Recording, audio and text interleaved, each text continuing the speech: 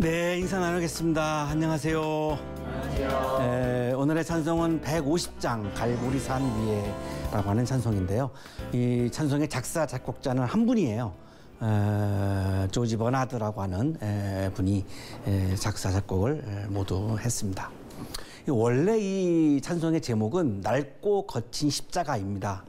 그래서 미국에서는 낡고 거친 십자가라고 하는 제목으로 그렇게 부르고 있는데요. 이 조지 버나드라고 하는 분은 미국 오하이오주에서 1873년에 태어났는데 광부의 아들로 태어났습니다. 그런데 어릴 때부터 목회자가 되고 싶었어요. 그런데 집이 워낙 가난해서 그 꿈을 이루지 못합니다. 16살 때 아버지가 세상을 떠나시고요. 어머니하고 누님을 이 조지 버나드가 일찍부터 이렇게 돌보게 됩니다. 결혼하고 나서 이제 구세군 사관 교육을 받게 됩니다. 이 구세군 사관, 이 구세군이라고 하는 교단이 있잖아요. 거기서 이제 목회자가 되는 그런 이제 과정인데 거기서 교육을 받고 부흥사가 돼요, 이분이. 그래서 한 300곡을 작사 작곡을 했어요. 굉장히 찬송가를 많이 지으셨죠. 그 미시간주에 있는 포 케이건 교회에서 붕해를 이분이 인도하셨는데 그 붕해를 인도하는 중에 낡고 거친 십자가라고 하는 시를 써놓은 게 있었는데 그 선율이 막 갑자기 떠오른 거예요. 그래서 기타를 붙잡고 그 찬송을 부르는데 그 교회 이제 담임 목사인 보스트윙 목사가 듣고 나서 너무 이제 큰 감동을 받아요. 그래서 이렇게 얘기해요. 하나님이 불멸의 찬송을 허락해 주셨군요. 다른 찬송을 통해 받아보지 못한 큰 감동을 받았습니다. 그래가지고 그날 밤 집회 때에 연습을 해가지고 사중창단이 이 찬송을 불렀는데 그날이 1913년 6월 7일이었습니다. 그러니까 이 갈보리산 위에라고 하는 찬송의 가장 초연일이 바로 이제 그날이었던 거죠. 그래서 이 포게이건 교회에서는 험한 십자가의 날을 그 처음으로 연주한 그날을 험한 십자가의 날로 아예 정해서 매년 그날의 기념 행사를 합니다. 그만큼 그날 밤에 집회 때에 그 찬송이 굉장히 많은 분들에게 은혜를 주었던 거죠. 작곡자 그리고 조지 버나드 그리고 초연 때에 연주했던 사중창 이분들의 그 기념비를 그 교회에 세웠는데요. 조지 버나드가 이렇게 얘기했습니다. 나는 십자가에 대해 충분한 이해와 그 십자가가 기독교에 어떤 역할을 하느냐 하는 것을 알기 위하여 기도하며 성경을 읽고 연구하고 있다. 나는 그리스도와 십자가를 분리해서 생각할 수 없었다. 내 마음의 눈으로 광경을 보고 있는 동안 찬송의 제목이 나타났고 곡이 나타났는데 다만 제목의 말씀 험한 십자가만 나타났을 뿐 다음은 좀 기다리라고 하는 것 같았다. 내가 미시간주에서 전도 집회를 인도하고 있었을 때에도 시의 내용이 마음에 떠오르지를 않았다.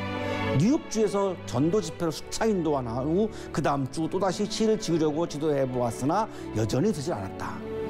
제목만 쓰고 시도 못 쓴 거죠. 지금 그 과정을 이분이 이제 소개하고 있는 건데요. 뉴욕주에서 전도 집회를 마친 후 연속적인 전도 집회로 인해 다시 미시간주로 돌아왔는데 그때 시의 홍수문이 활짝 열렸던 것이다.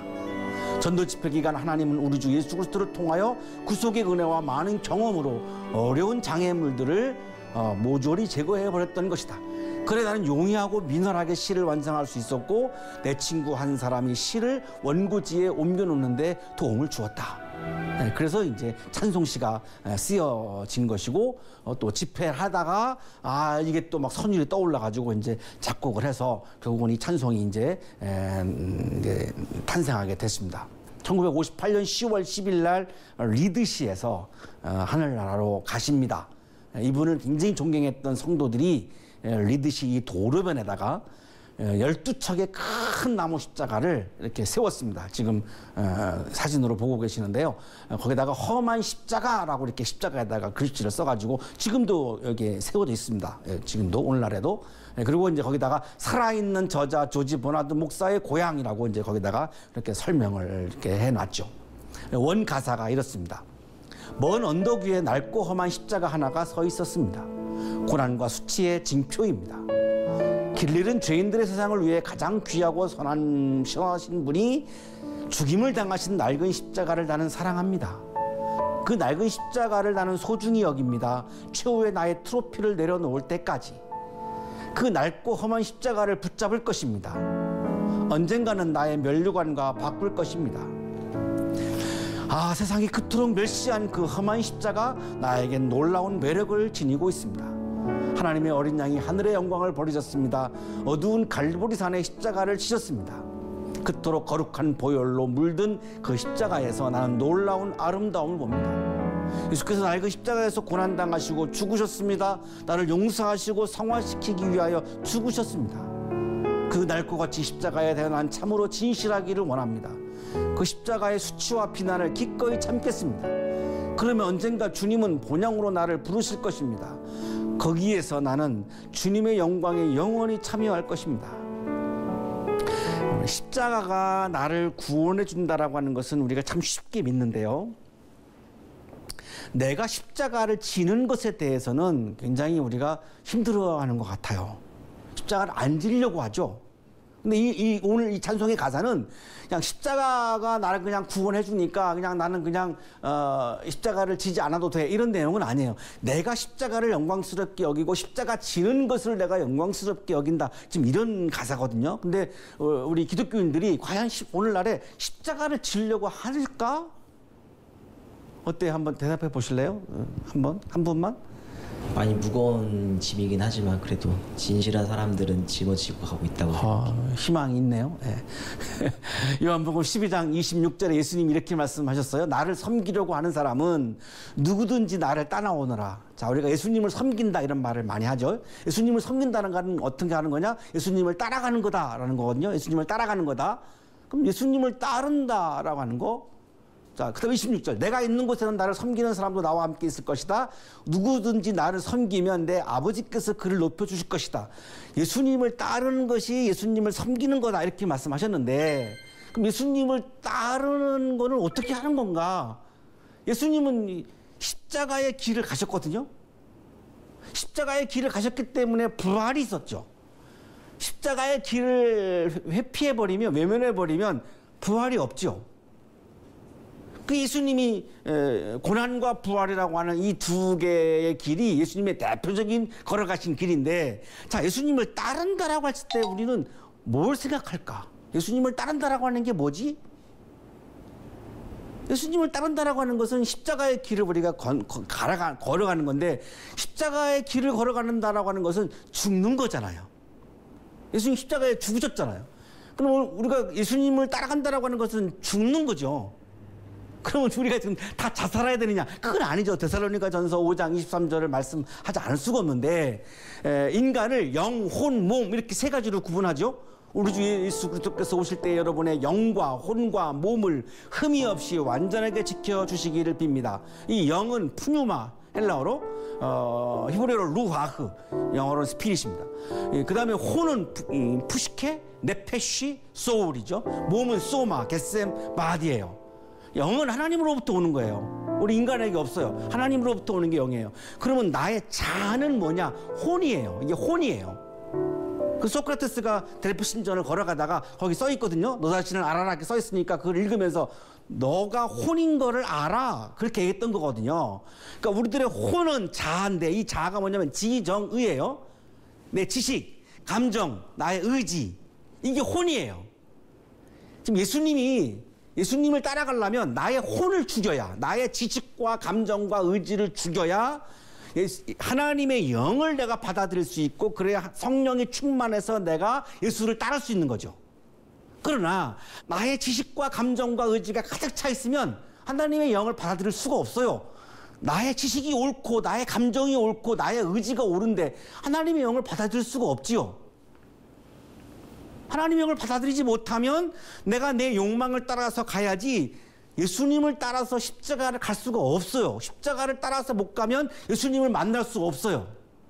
그러니까 내 욕망을 이루기 위해서 예수님을 이용하는 신앙생활을 할 수 있지만 예수님을 만나는 신앙생활을 할 수가 없어요.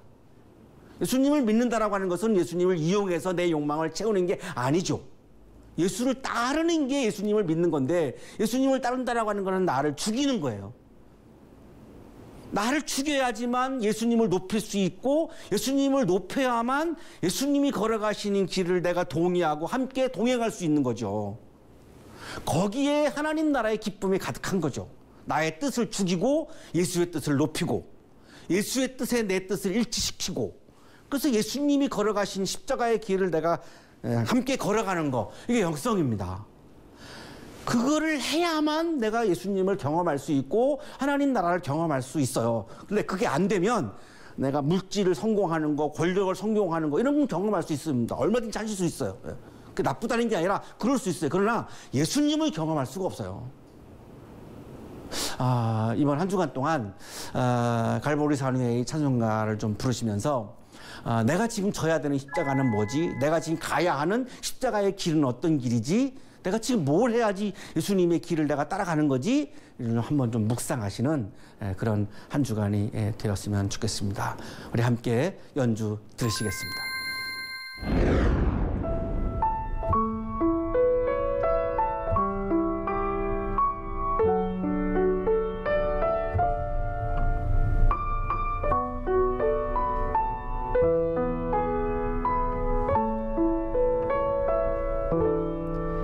갈보리 산 위에 십자가 섰으니 주가 고난을 당한 표라. 험한 십자가를 내가 사랑함은 주가 보혈을 흘림이라.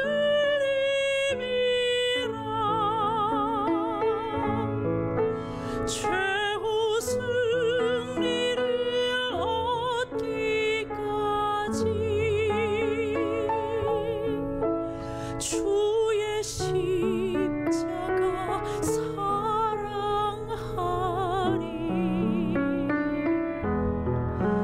빛난 멸류관 받기까지 험한 십자가 붙들겠네.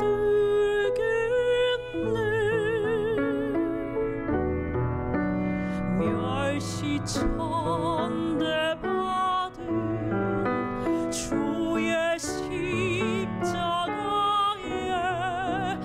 나의 마음이 끌리도다.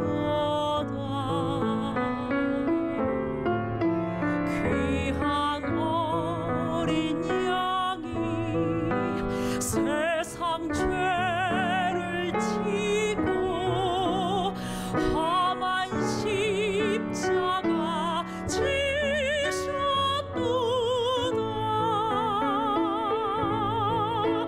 최후 승리를 얻기까지 주의 십자가 사랑하리.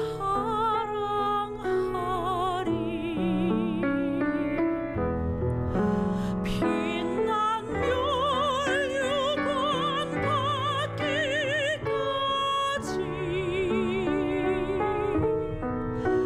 험한 십자가 붙들겠네.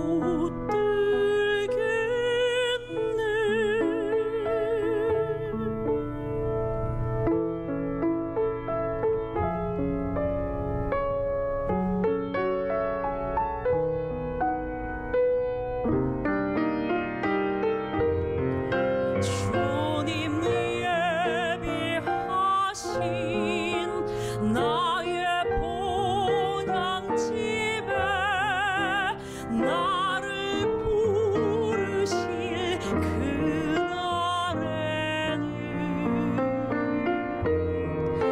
영광 중에 계신 우리 주와 함께 내가 죽도록 충성하리.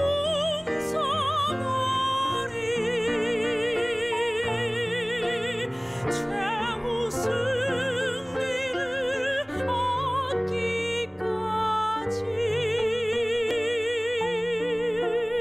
주의 십자가